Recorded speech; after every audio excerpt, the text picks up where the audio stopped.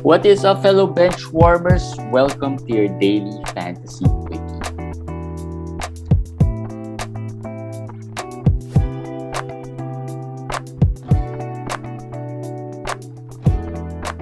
Hey guys, it's midweek. Today, what is it today? Day 3 of week 4. Yes, Thursday. Yes, day 3. Day 3 of week 4. So we're pretty much halfway there. And today, it was a full slate. So there's lots of things to talk about. And by this time, you'll probably know where you stand within the week. I mean, if it's going to be close or if it's not going to be too close, what stats do you want to focus on more? So yeah, of course, I'm your host, JJT with Komish. Komish, how are you looking in your leagues? Mixed bag. Some are okay, and some are the stronger ones. The ones I'm leading in the league are the ones that are losing this week. Talk to you about one of our leagues where I have Jokic, I have Jaylen Brown, I have Tobias, I have Dynasty. Halliburton. Is that Dynasty? My first 4 picks or top 4 players are out, so that's tough. And in the other leagues also, in another league that I'm doing well overall, this week has not been that good. Yeah. Same goes with me. I think there are, the past few weeks, there are teams I have that have been really good to start off the week. Now it's the other way around. The not so good teams have been starting out really well. So let's see what happens to the end, because it's things reverse at the end. I'd rather lead towards the end than lead early in the week. That's gonna be frustrating as well. So yeah, let's talk about some quickie. First, let's move on to some injuries. Let's start off with some injury news. I guess the biggest one is Jimmy Butler, sprained ankle, did not return anymore. I think he hurt it in the first quarter. Yeah, first quarter, did not return. Could be bad. Yeah. I mean, this is somehow not really a very big game, but it's one of a game versus a contender. So last year he also had a sprained ankle, if I remember it right, around this time also, and he missed a couple of weeks there. So we'll have to wait. I don't think it's that bad though. I don't think it's a major sprain. But of course, even if it's a big game, it's just a regular season game. So they probably would be cautious. Plus tomorrow they have a game. I don't think he's gonna play in that back-to-back either. Yeah, the chances of him playing are gonna be really small for tomorrow. Yes, and they have 2 more games after that in this road trip. If he misses all of those games, I would not be surprised either. That's possible. That's sad because I have a lot of Jimmy Butlers out there. Maybe this week, the remaining games this week, he might miss them. I think it's possible. Draymond Green also injured. Yeah, the Draymond Green one, at first I thought it was the knee because he was bumped at that knee area and he was really hurting. And then they came out and said it's a thigh contusion. Yep. Mm-hmm. I'll be shocked if he plays in their next game. It didn't look that. It looked painful. Okay, Jimmy Butler, probably players that benefit would be maybe Duncan a little bit, but it's more like Tyler Hero, Lowry.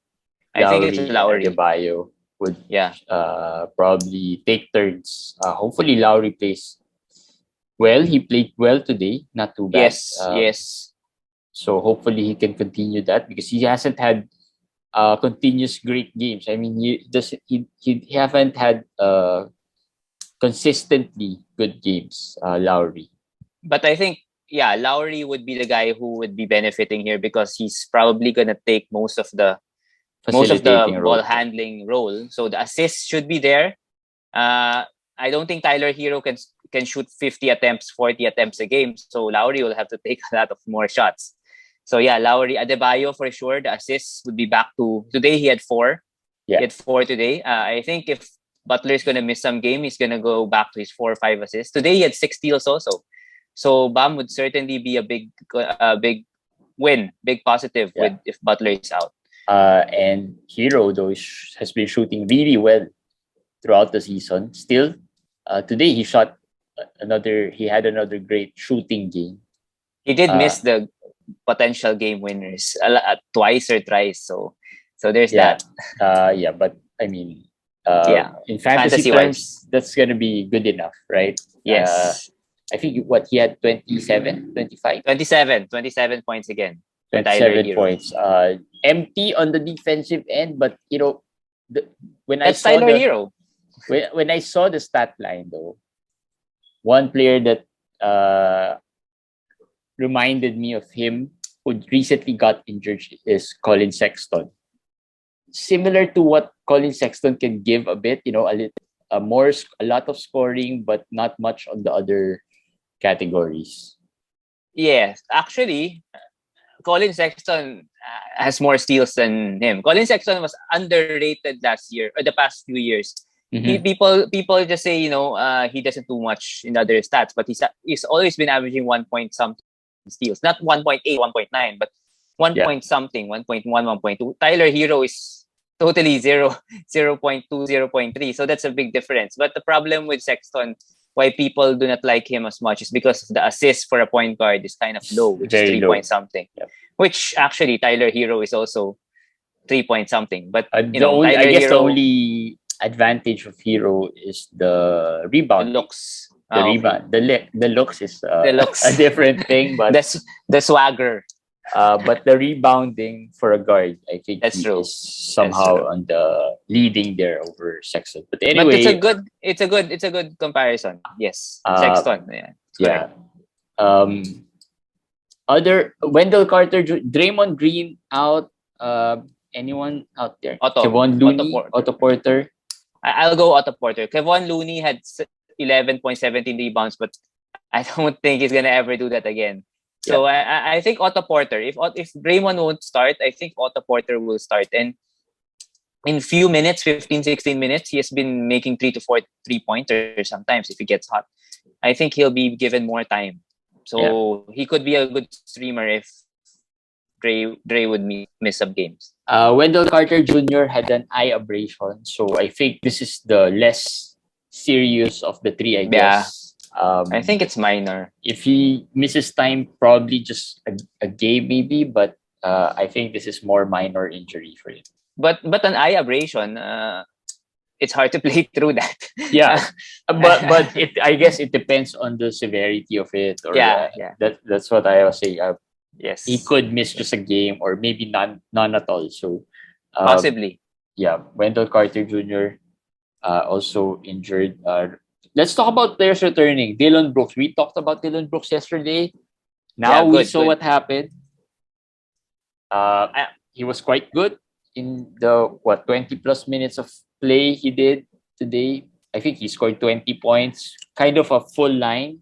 Not really the Dillon Brooks that we remembered before. Because the line he gave today was, quite good. Yes. But he's been good for some stretches also last year.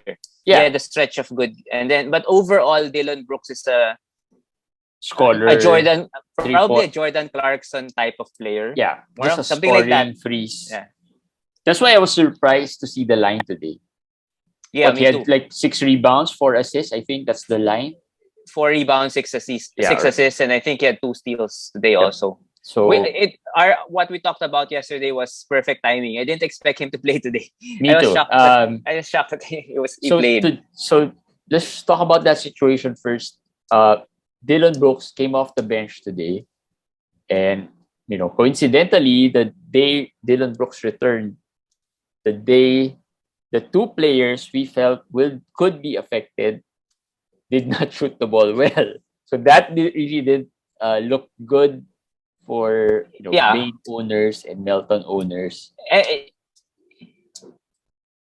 The what makes it even tougher is the guy we thought would really be suffering is Melton, but he had the better game than Bane, who shot terribly, had got into foul trouble from the very beginning of the game, played only 21 minutes. So I would suggest not. I mean, don't drop Bane or Melton because you saw A bad Brooks game. come. Yeah, you saw a bad game. You did not see the game 21 minutes. Oh no. I mean, that means he's not going to get a lot of minutes anymore. But there's a context here that from the first quarter, he had 2 fouls. He came back, he had the third foul. And then he had fourth foul in the third quarter. And he fouled out, basically. So Yeah. he did not get any rhythm at all. Did not get anywhere close to a stretch of minutes to play. So I'll it's still possible that he could be a drop in the future in the next few games, but we have to see more games to find out if that would be the case. But I do not believe that Desmond Bane will become a drop in 14 team leagues. Maybe in standard leagues, but not 14. I mean, just I think. so for context, last year Desmond Bane was borderline rosterable in a 14 team. Last year, I think he came off the bench most of the time. Right. And Melton was pretty much the same. I mean, Melton was in and out of the free agent pool. So I think now that we've seen them become better and they've been given bigger roles, at least for early in the season, it's worth to be patient and just wait to see what happens there. But for sure, the minutes won't be there anymore. Yeah, obviously they're gonna share. 3 of them will probably share, or maybe 4 of them, if you include Kyle Anderson, they'll probably share the minutes there. But hopefully, you still get the threes, some efficiency more for Bane. And of course, Melton, we already know, will probably get a little bit of everything. The good news is Dillon got 26 today. He usually will average 29. So that's not far off. Maybe just 3 more minutes. Of course, Bane at 20, he probably would end up at 25 or 26.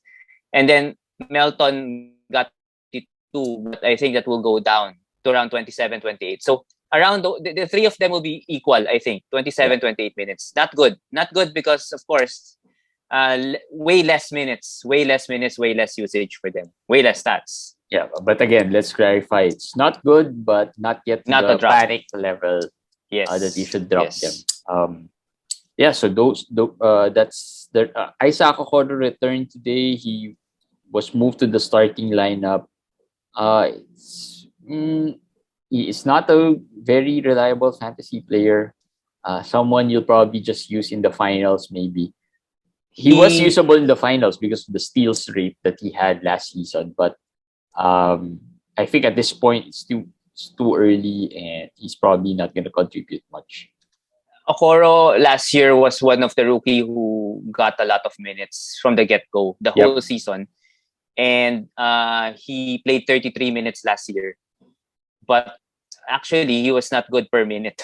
I mean, 33 minutes. But the difference here this year is that, of course, he's replacing Sexton. Unlike last year, he was just, the third guy in the starting 5. Although this year they have Rubio, they have Mobley, they have Markkanen when Markkanen comes back. So I'm still not confident that Okoro will be worthy of a 14 or even 16 team league. Maybe deeper, maybe 18 or 20. I think if just keep a close eye on him. But my take is just watch him, see how that goes. Because again, he's a rookie last year. Today he's a sophomore. We've always talked about the development of the sophomores, and we've seen that with Karl Anthony, a player who we felt that would not be as good this year, but has been really good. And he didn't even get a lot of minutes last year. I mean, Karl Anthony. Yes. Okoro, I don't think he's gonna be scoring a lot, but the other things he might be able to contribute. So just keep a close eye. Let's see. He's steal rate and block rate are not that good also. But let's see if maybe there's a leap, maybe there's an improvement. Yeah. We'll see. But I want to talk about Cleveland for a while. I mean, Sexton, of course, is out. Rubio came off the bench and played 25 minutes only, but no problem. I think he's going to be a great fantasy player regardless. He probably got less minutes today because of the matchup or whatever, but he's good. The guy who actually was benefited was Evan Mobley, who had his usage rate go up from 20% to 37%. Mhm. So that's big. That's big for Mobley, who's Yeah. already been good at 20%. He's already already good. Yeah. Imagine 37% usage rate of Mobley. So that is something that we did not really see or consider. We were talking about Rubio and the other players, but it ended up Mobley who got a lot more of the attempts or the shots or the opportunity to pass and everything. And So I've that seen a lot of Mobleys being traded or offered, or maybe managers asking for Mobley. for Mobley, yeah. So yeah, you have to be really careful when you try to deal Mobley, because you have to remember Mobley is what, a top 70 pick that is now around top 25, top 30, right? So I mean Something that's a like that. big jump. And if he can continue the way he plays, and it looks like he can, um, I think he is worth a hold. In your roster. Yeah, in your roster. I mean, I don't think you should. Uh, It's not as I you, don't feel it's a sell high opportunity. Really, you don't really sell him high at this point. I agree. I agree with you. I agree. Some people like Scotty Barnes. Let's just segue to Oh, we Scotty talked Barnes a about little bit. Scotty Barnes yesterday. Yeah, and I just put it out here. Like Scotty is a little bit of a sell high in a sense that, of course, Yakam is there. The usage will go down. Mobley, if Markkanen comes back, maybe the usage will not be that high, but it's different. With Mobley, you can see that he's still learning how to play Mm-hmm. in the NBA, but he already has these stats. Yeah.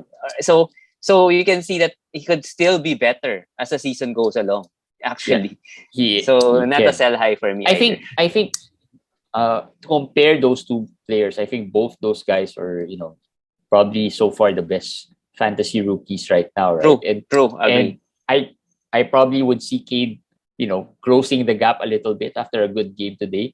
Yes, But I think comparing Mobley and Barnes, I think Barnes' game is a little more polished for the NBA. mm-hmm. I think he's really NBA ready. He's there, and we talked about selling him high, but really, if because of the usage, we're really more worried about the usage that he's gonna get. But he'll probably contribute a lot in different categories as well. Yes. Mobley, though, if you like him now, as the season progresses, you might like him more. And if he's top 70 pick this year, next year he'll probably be at the top 30, top 20, or maybe the Third top, round. I think maybe the third, third fourth round is. round, early fourth round, maybe at the worst. That's probably the progression that he will have, and let's just hope. You And the fluctuations of his game is not too much, right? yeah. The bad games are not too far off the good games. Yeah, And I agree. same with Barnes. But I agree with what you said. Mobley's body is not NBA ready. His game, he has to adjust, he has to adapt because he's actually playing 3, sometimes 4, sometimes 5. So he's still really, the adjustment is more with Mobley, but just the sheer fantasy game of Mobley, the upside is really high. But remember, I will predict that Mobley will hit a wall around the January and December, start January mark, where he would have a couple of bad games with foul trouble with everything, because all rookies go through that. So even with that stretch that I think will happen, he will probably end up the top rookie this year in fantasy, and over Cade, over Scotty Barnes. And again, both these players, I think, have the best situation among the rookies. That's true also. All three of them fits them.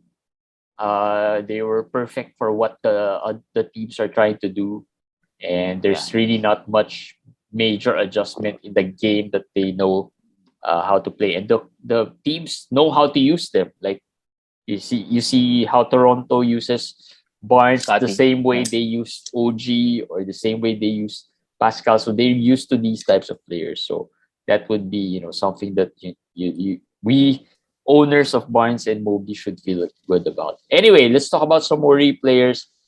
Another rookie who we kind of predicted that kind of expected that his game's gonna go down a bit. A lot is Chris Duarte. Yeah. Yeah. Well, he is a Uh, scorer. He is, he is not really an across the board contributor, but he, the usage, of course, will go up and down really. yes. As you can see, they got Brogdon back, and TJ has actually been playing very well lately. As of late, he's gotten his mojo back, and it's not hard to see this coming. It's not Yep. hard to see this coming. I And mean, we didn't see him. He's an out of nowhere type of player, right? yeah, and it frustrates me to see managers trading for him, like the Norman Powell deal that I talked to you about. And then Yeah. in one of my leagues, he was traded for, as far as I remember, it's not Josh Giddey. And then another trade was he was included in a trade to get Al Horford. I mean, it it's just frustrating to see why they would fall for something like this. But I'm not saying that Duarte is bad already. It's just that you can clearly see that the game would that first game was really just a surprise. I mean, he But shocked but everybody. but you don't have to be frustrated because maybe the player who traded their Duarte was listening here or following us, and the other guy didn't follow us as much and was fell for it, right? So it was True. somehow I could say it could be our doing as well. But There's another concerning thing about Duarte. Caris LeVert did not play today. he did Caris not, LeVert did not yes. even No. play today. So imagine with LeVert and Brogdon back, they had a game where he played with them and he was okay. But still, as more games go, with that, all of them will be healthy. And then we're talking about TJ Warren possibly coming back in January, but that's still far away. But still, that's gonna come. Yeah. I don't know by that time where Chris Duarte would be. I do not know. That's why I don't want to trade for someone with that possibility hanging over their heads. Just like Desmond Bane, just like DeAnthony Melton right now. It will come. Like Dillon Brooks came. He will come. So Yeah. like we're talking about Gafford, eventually Thomas Bryant will come. Everything will, it will happen. Might not be soon, but it will happen. So Yeah. there. I mean, So what to do if you have Chris Duarte? Well, you hold. just have to wait and see. I mean, you can. Yeah, I mean, hold on. If you can still package him in a deal, then good for you, right? But if not, True. you're probably just gonna hold him. Wait, I mean, the Indiana guards, other than TJ McConnell, are not the Healthiest one. or the That's true. most durable That's true. players out there. So I think over the course of the season, Duarte would definitely get more runs as well. That's a very good point. That's a very good point. Yeah, I mean, Actually, LeVert yeah. is been, he's out today. Brogdon has Back. been in and out of the lineup. I mean, he'll True. get his chances. So I don't mind you holding him, especially if you picked him like your last pick or just picked him off the waiver. It's really not too bad of a pickup already at this point. If you picked him up from the waiver, I'd be happy for you, no matter what happens to him. As Jeremy said, Jeremy gave out a very good point about the health of the other guards. Correct. I just don't like you trading for him and giving up. Well, a now top we're talking player. to the other side. Yes, I mean, don't do that. A couple of weeks ago, we were talking to the other side, wherein you have Duarte and you want to sell high. Norm Powell could be the guy. Now we're talking to the guys who might be looking at Duarte. Do not trade for someone who was picked up of FA and then you give up someone who's much better. I don't know. That's just fantasy. Don't no-nos. Fantasy no-nos. Other players. Okay, you mentioned Daniel Gafford. Let's talk about Daniel Gafford. And maybe, we'll probably go through Kuzma and Harrell as well, who are a few good players. Uh-huh. How worried are you about Gafford? Very, very worried. He's starting, but it's clear timeshare. It's complete timeshare. 22 minutes, 26 minutes for Harrell. So Harrell is playing out of his mind. And he's a top 10 fantasy player so far. So there's no way Gafford will be playing 30 minutes this season. This is my agree, right? And this is my take on Gafford. The reason why it's not really the minutes, I think. Because Gafford is known to be a good per minute producer. Right? True. I mean, the rebounding has always been there. He could rebound the ball.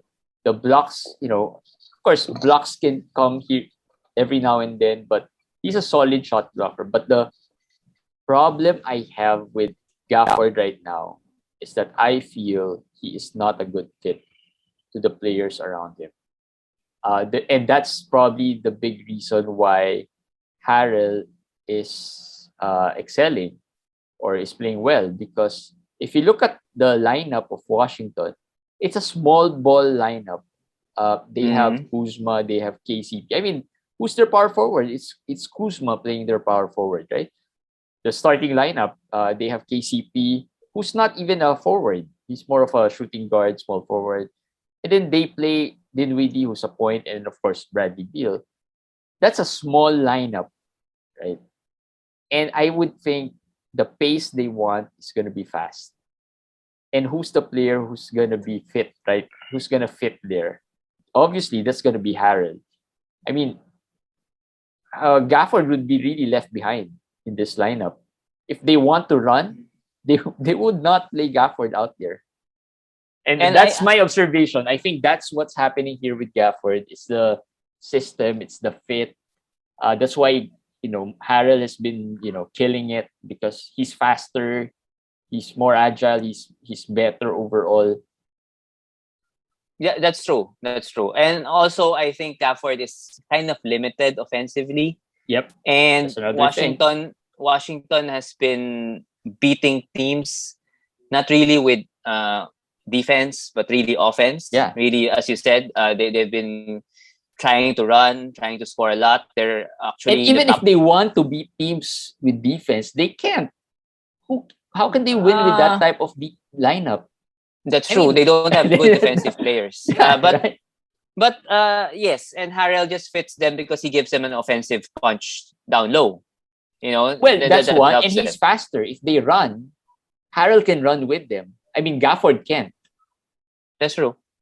That's why when Thomas Bryant comes back, I think Thomas Bryant will be more will be hurting Gafford because I think that could happen as well. He would probably be the one who would be bumped off. So how very worried. Yeah, I think unless an injury happens. Yeah, I think at this point he's in a problem. He's probably not gonna reach top 100 at this point. Yeah, it doesn't look like it. That's how I saw it after seeing the lineup and after watching them a little bit. I think, and that's the reason. That's the realization I got, that I think he doesn't fit the lineup. He might be better off being part of the second unit. I think they could, but unfortunately, possibly. I think Harrell might be affected if they move him to the starting five. They won't move Harrell. Yeah, that's why he's playing so well. He's playing so well because off the bench. I think his game would also be affected. I think Harrell is really best as a sixth man. Yes, and we've already seen that with the Lakers before. So I think they'll stick to this, and unfortunately, that would hurt Gafford a lot. And if Bryant comes in healthy and really healthy, then he might be bumping off Gafford here. Well, this is just speculative, guys, based on the observations. Nothing's really final. We still have to wait. Of course, Bryant came off on ACL. We still don't know how good he will be or what he will do. But yeah, and that segues us to Harrell and Kuzma. Kuzma played well. Again, a good fit. Maybe the system has been good for him. Maybe the motivation of showing the Lakers what they're missing. The Wizards are number 1 seed in the East right now. Yep. And Harrell, I think don't underestimate, how these guys can play. Like, that's why there's contract year guys, right? It's their contract year and they suddenly become superstars. Yeah. It's different. The motivation of these players when they have something to prove. That's powerful. And Kuzma, KCP, and Harrell, they've been playing their asses off this year. Other worry players, we have Aaron Gordon without Jokic. 8 points, 9 rebounds without Jokic, without MPJ, without Jamal Murray. What are you doing, man? What are you doing? I mean, come on, Monte Morris, PJ Dozier. You're playing with Will Barton. You're playing with Jamichael Green and Yeah. Ziki Naji, and you score 8 points and 9 rebounds. That's lame, man. Well, at least he had 9 rebounds, but yeah. To be honest, Aaron Gordon is not really you know, favorite well, by a lot of analysts as well when it comes to fantasy. But yeah, How can the you oppor- how can you like him after the what he has opportunity shown? was there, but yeah, he wasn't able to take advantage of it. Uh, He's a hold though. I mean, in he is. 14 I team mean, leagues, yeah. the name value. I think the name value has a lot to do with this. But yeah, he is still a hold. He can contribute. He's probably better than your last player in your roster. And players can improve. Kyle Kuzma, we've talked about him. Cole Anthony, we've talked about him. Last year, as late as last year, they were really not our favorites also. But this year, they've been playing better. No, So, but the case here is different. I think Aaron Gordon is a veteran.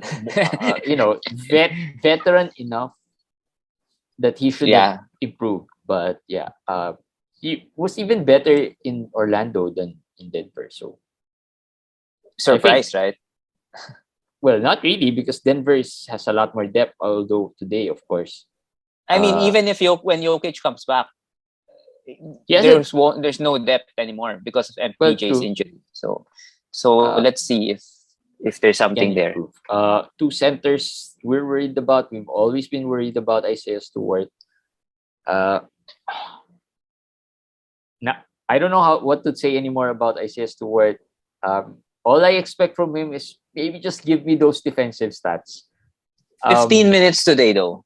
Foul trouble, 15 minutes. Yeah, he gave you the stats. He had 8 rebounds, I think, and a block and a steal. I think yeah, he had that, but only had 4 points.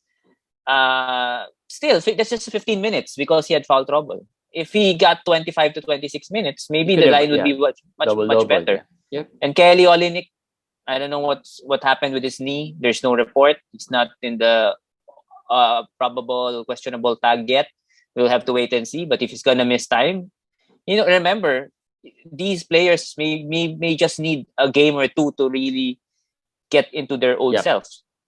So just for So context, I think the situation of Stewart is far better than the situation of Gafford. Just to compare the two yes, centers, for sure. Yeah. I think there's I can believe that Stewart will be better. As for Gafford's case, he can be better, but I don't think he's the what we expect him to be this season. Yes. So sure. yeah, and same goes with Stewart. I don't think he'll reach that top 50 if you pick him 50 No. plus or 60. I don't think he'll reach that, but at least I think there's a chance he still gets into that top 100 by the end. He will. Right, I'm confident he will. Right, so take it from Mish. Last of our player, Mitch Robinson. Yeah, I don't sure. Mitchie. I'm not even sure if we should really be worried because he was drafted. Let's pretty put low the whole this New year. York players here. Let's talk about them together. Kemba. We talked about Kemba, and I'm close to dropping Kemba. I have him in a 14 team. I have him in a 16 team. I'm just so frustrated with what he's doing right now. He's just 4 points, 2 rebounds, 3 assists, 22%. That's garbage. That's basically garbage, really. To be honest, it's True. garbage. And in 12 team or 10 team leagues, if you want to move on from Kemba, I would be okay with that because I guess there would be better FAs in your leagues, and I think Kemba would be in and out of the roster because the knee, and then there will be load management issues. So it's just a headache to own. So if you want to move on from him, I'm okay with that. Mitch Robinson, I think is more of like an Adams Subak. I don't know if you agree. Something like a specialist in rebounds and then gives you some block. Maybe a Zubac. Adams. Well, at least Subak scores. Well, true. He's Right. not the Mitch Robinson that we Hope. we expect, or last year's Mitch Robinson even. I mean, last year's Mitch Robinson was quite good when he was playing, right? This year, not there. So I don't know. I don't know what's wrong with New York. Maybe it's the change in personnel. They've got new players coming in. I mean, if you talk about the system, it's probably the same system, right? It's a Thibodeau system that values defense, and Mitch Robinson should be a good fit there. But yeah, the stats aren't there. So And Noel, by the way, a sprained knee. yeah. So that he might be out for a while. So let's see if maybe that helps Mitch. But let's see. I today think it Mitch certainly has did. had some good games. He's had some bad games. The silver lining here is that he wasn't picked second round, third round. He was picked. Just give us the blocks, man. 100. Just give us 2 blocks a game. We'll be happy. He was picked outside 100 from time to time. So, yeah. Don't expect too much. Let's talk about a bit about sell high guys. Al Horford, Commish wrote, well, he's been a sell high guy ever since. I think the value now has somehow lowered a bit. If you sold him really early, then that's good for you. But at this point, I think he's leveled off a bit, and I'm not sure if you could sell him really high at this point. But yeah, we knew that the 3-4 blocks a game at the start was not sustainable. He had 5 assists a game early on. I think it has gone down to 3 point something assists, and I predict it to go down further. And of course, he's old. He's a veteran. There's an injury risk. There's a rest risk. And sometimes, we did a trade in the Unbox League. In the 8 cat, right? It was Brandon Ingram for Horford and Rubio. Thinking about it, I said I should have maybe mentioned it because I really did not get to analyze it that well. But that deal is okay because it's a 2-for-1, I guess. But still, I think Horford is trending down at this point. At least the silver lining there is that it looks like Rubio would have a season-long value. Season-long value without Sexton. Even with Sexton. And he probably can be good, really, Rubio. I believe that he's going to be good. I mean, Cleveland has been good this year. Mm-hmm. So if they can just, keep on playing that way, I think that he'll be good. Andrew Wiggins scored 35 today. Sell high. I'm not a big fan of Wiggins. I've never owned this guy, but yeah. If you can sell him, this is probably another player that's going to be hard to sell. I mean, I put him there with the likes of Harrison Barnes. Those guys that's really hard to trade.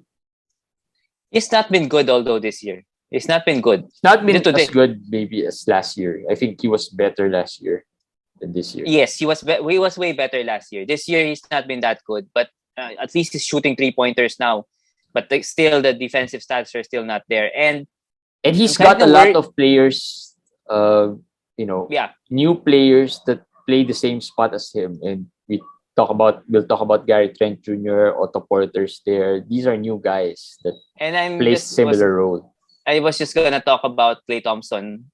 They said December 20, and as I said, I feel like Klay Thompson when he comes back might play some small forward because he just came from an injury. Mm-hmm. Not gonna be able to run around and chase those guards of picks. So that might affect Andrew Wiggins also. So I think could sell. Yeah, and Gary Trent. I mean, this is us. I know we talk about sell high guys, but I don't think you can really sell high for Gary Trent Jr.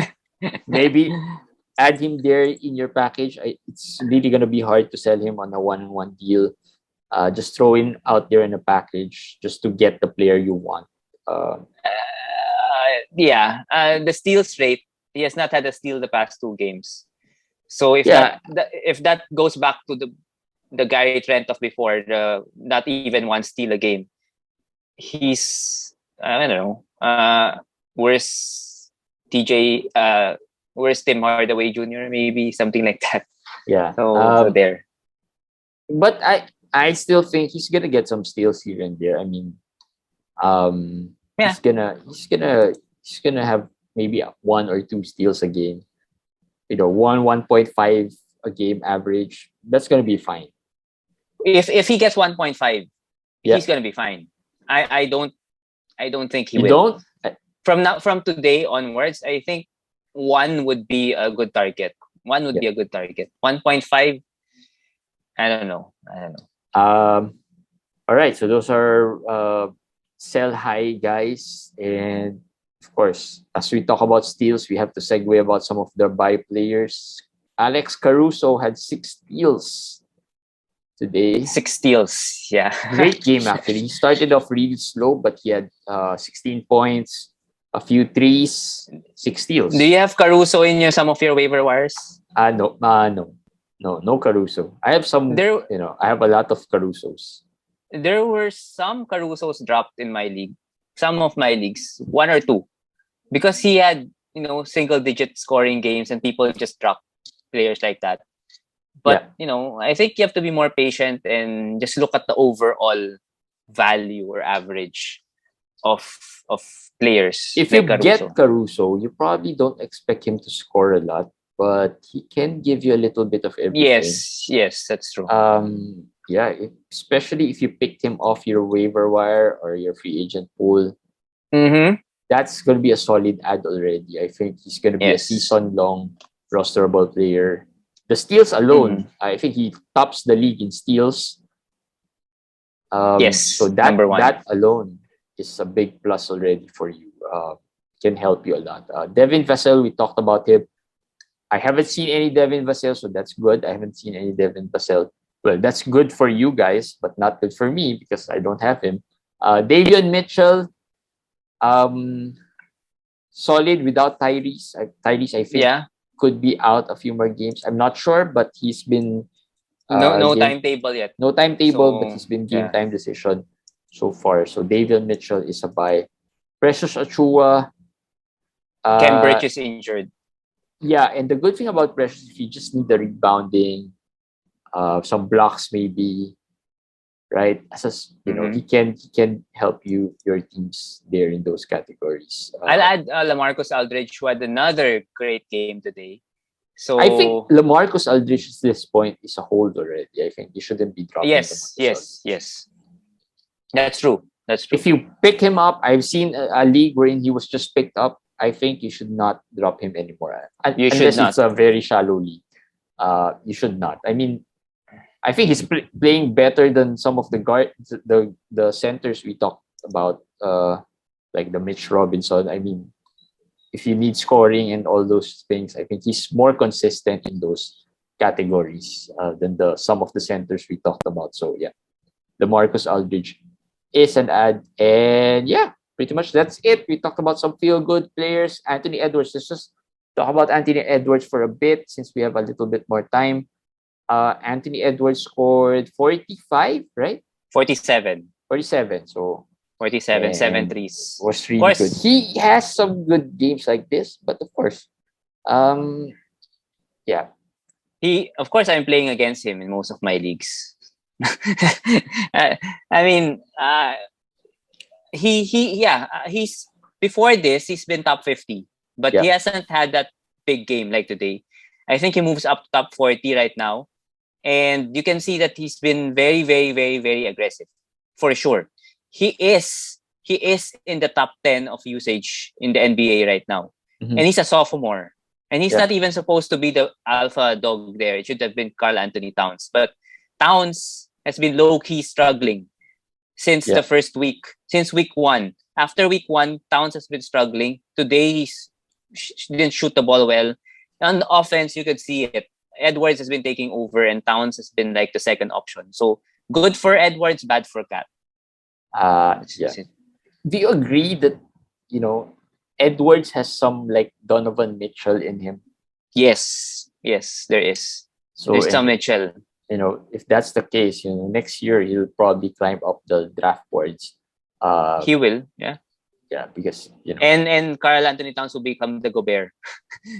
The guy, he's not gonna be able to score. He has to content himself with rebounds and blocks and the other. What's the problem with Karl Anthony-Towns? I feel the problem with Karl Anthony-Towns is that he has become a little bit of the 3-point shooting Joel Embiid. That's true. That's true. Well, yes, that's true. But I don't know if it's because of him or because of the system. No. Probably because of the system as well. Maybe they're not calling. Maybe they're not calling enough plays for him at the post. He's not getting the ball. Yeah. And sometimes you could see it. He's waiting for it, and then and Anthony Edwards would just, instead of passing to him, would just go one-on-one, and I guess it's frustrating for a big guy.